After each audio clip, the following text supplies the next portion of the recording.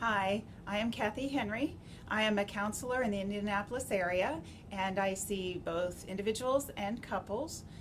I've been working for about 8.5 years doing this, and one of the patterns that I see is something we call addictive thinking.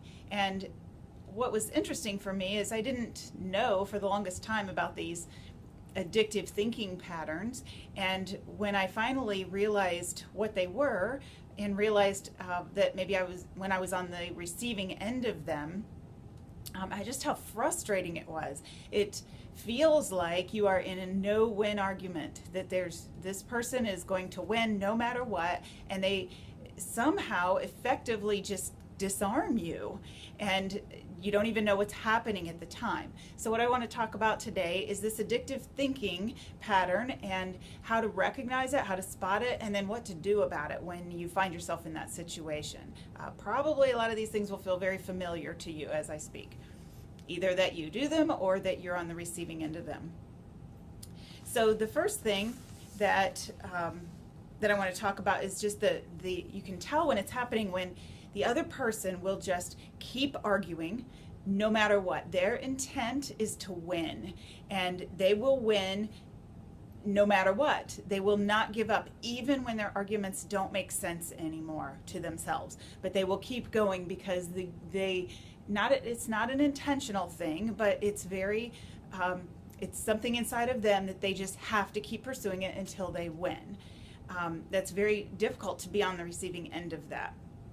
Some of the methods that they use, and you need to understand these methods, these sort of addictive methods, it comes from a place of, just like an alcoholic, they will do anything to get their alcohol. A drug addict will do anything to get their drugs. This is the exact same type of behavior, but there doesn't necessarily have to be a substance involved. And as I go through these, and again, if you apply them to drug addicted or alcohol addicted individuals, it makes sense, but you'll recognize that some of these things are going on in your relationship, and there's no substance to be abused. So just understand, this is just the process of the thinking that's going on, and it's the same as someone who's addicted to alcohol or drugs. So some of the methods that they use to disarm us as we are arguing with them, number one is denial, just outright denial. That didn't happen, I didn't say that, I don't even remember that, things like that. And that sort of throws us off guard because we start thinking we're crazy, but I was there, I remember it happened, and I remember very specifically you were wearing a red shirt and we were standing in the entryway and whatever. And so that outright denial just sort of cuts us off at the knees. We don't know how to defend that because we just know that it happened. So just understand that's one of the addictive thinking patterns. Another addictive thinking pattern is minimizing. Minimizing in terms of, it wasn't that bad, you were going there anyway, others have done worse than that, or you have done worse than that. In fact, one individual, in regards to his wife finding out that he had had an affair, she was in a great deal of pain and sobbing and writhing in pain, so to speak, and and he comes at her with, well, you're not the only person this has ever happened to, as if finding this out shouldn't be painful to her. But really what it was is he was in so much pain, witnessing her being in pain and being in this uncomfortable spot of being found out, that he needed her to be out of pain. And so his goal was, I need to stop her pain, and just that addictive thinking pattern is, how can I stop her pain? Well, I've got to convince her that her pain isn't valid, or that intensity of pain isn't valid. Another way that the methods that they use in order to sort of throw us off track or cut us off at the knees so that they can win the argument is justifying. They will justify their behavior by pointing out something that we did, even though they might be comparing two things that aren't equal in severity. For example, well, yes, I cheated on you, but you, made that bad financial decision. And those two things aren't equal in value. They're both, both of them are things that hurt their partner, but they aren't equal in severity. And so it's a way of sort of I call it leveling, brings the pain back down, brings their pain down and up and even with theirs, and when again they don't equal in severity. Another method that is used is to blame someone else, something else, some circumstances for what happened. And instead of taking responsibility, and the goal there is I can't take responsibility. It's too painful for me to own what I did and the pain that it might have caused my partner or the circumstances now that we are in because of it. And so I need to minimize it, justify it, whatever, and I can do that by blaming someone else, shifting that blame off. For example, well, I would not have done what I did if you hadn't have done whatever it is that you did. And that's, again, that may be that the other person did something. However, you still have to take responsibility for your actions. Another method that's used is to attack. And this, you might have been on the receiving end of this, where you bring up a complaint of something and then there's just this all-out attack of you, of your character. They might even go so far as to attack your children. They might be attacking things that you've done in the past and so forth. And this kind of discredits you and leaves you in the position of feeling like you don't have a right to complain about anything that your partner is doing. And when the partner has that addictive thinking pattern, again, it's just excruciatingly painful for them to take ownership, to take responsibility for what they've done, and to be humble and be able to admit to their faults and weaknesses, and that it caused pain with their partner. And I want to stop for a second and just remind you that I'm not talking about that the person that uses these behaviors is a bad person. I don't believe that they're even consciously doing this. They don't wake up in the morning and think, I'm going to make my partner take all of the blame or whatever. They don't do that. This is a coping mechanism that they have learned. They've got so much pain inside of them that they just can't take the responsibility for whatever it is that they've done. It's too painful. And so they're just like a caged animal. They're going to do whatever it is they have to do in order to get relief. And these are some of the methods that they use. So another method that is used is to threaten you emotionally, or unfortunately sometimes even physically, if you complain or if you make a big deal about whatever it is that happened. For example, using the kids as sort of a hostage, or as a whipping tool. Fine, I'll just tell the kids that you made me lose my job because you wouldn't call in sick for me. And that's not really fair, because if you're sick and you're unwilling to call in, and of course this is an old alcoholic example, that the alcoholic isn't really sick, they're hungover, and so they want to call in sick, but they don't want to be the one to call in to their employer, so they try to get the spouse to do it. But that's threatening you emotionally by using the kids as a sort of a battering ram against you. And then another method is cutoff, and this is one that is very painful to be on the receiving end of.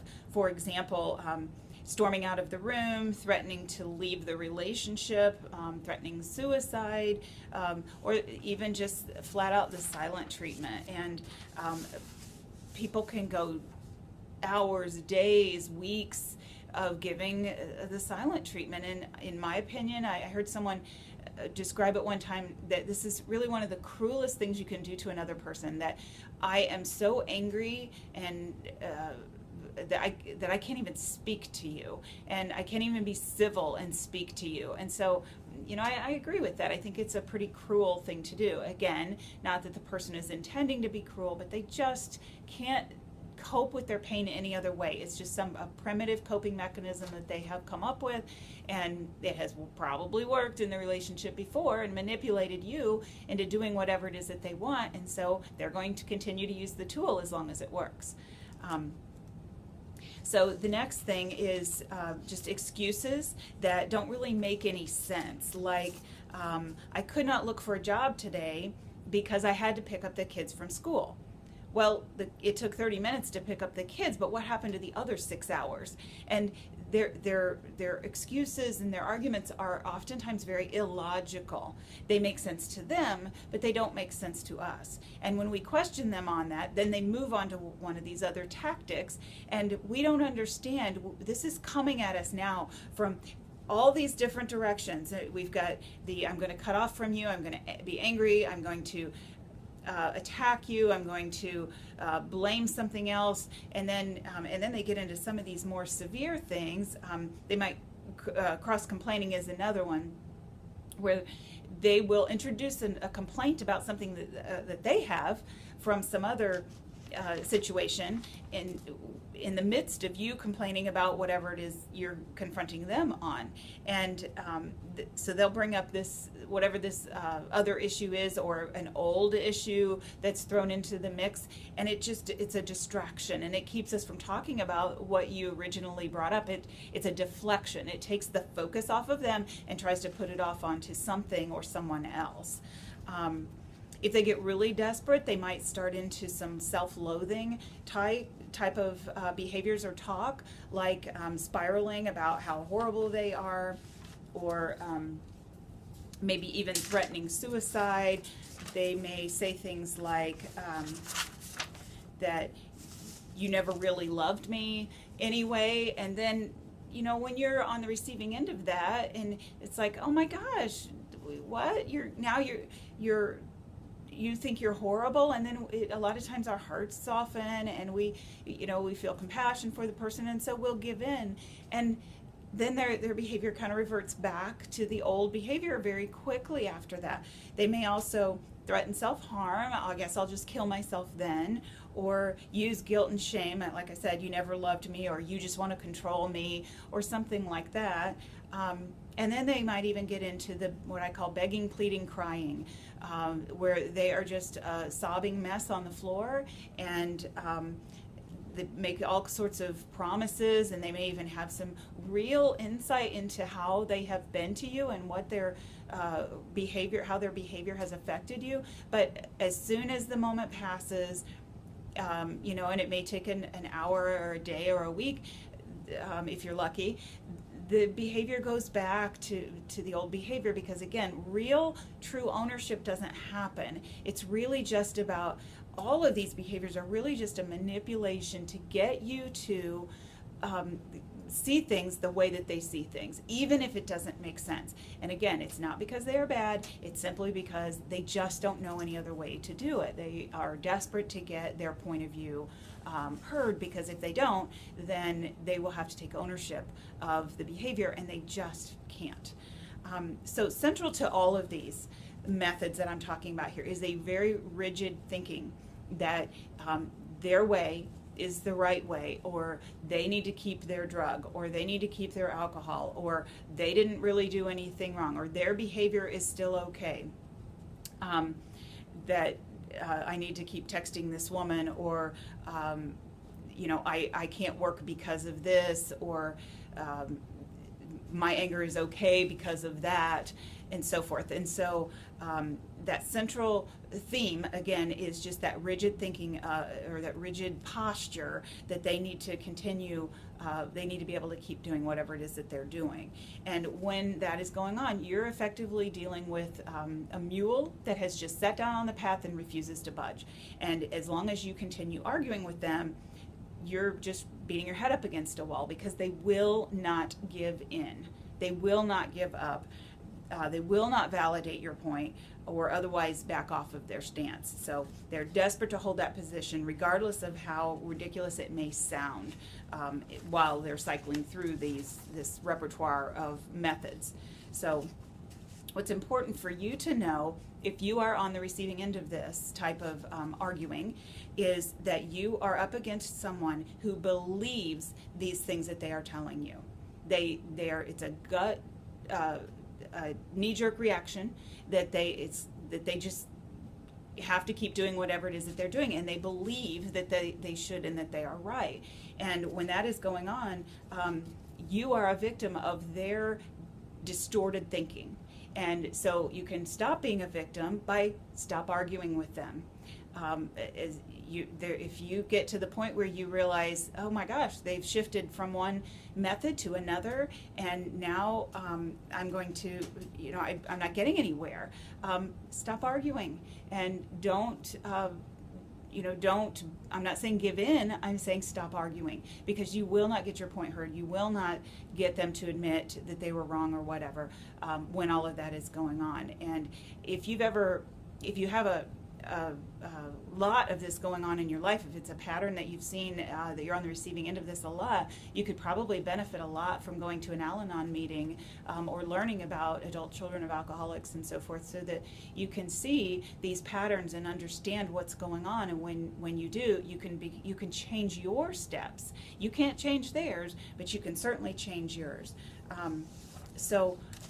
Like I said, just to get in the mindset and understand, for me it made so much sense that when I realized, when I was on the receiving end of that, when one of my clients was in this cycling with their partner, I could approach it very, very differently. And again, approach it with compassion, but at the same time, understanding what I'm dealing with gave me a completely different foothold in order to get to a resolve that worked for both of us. So I thank you for listening today.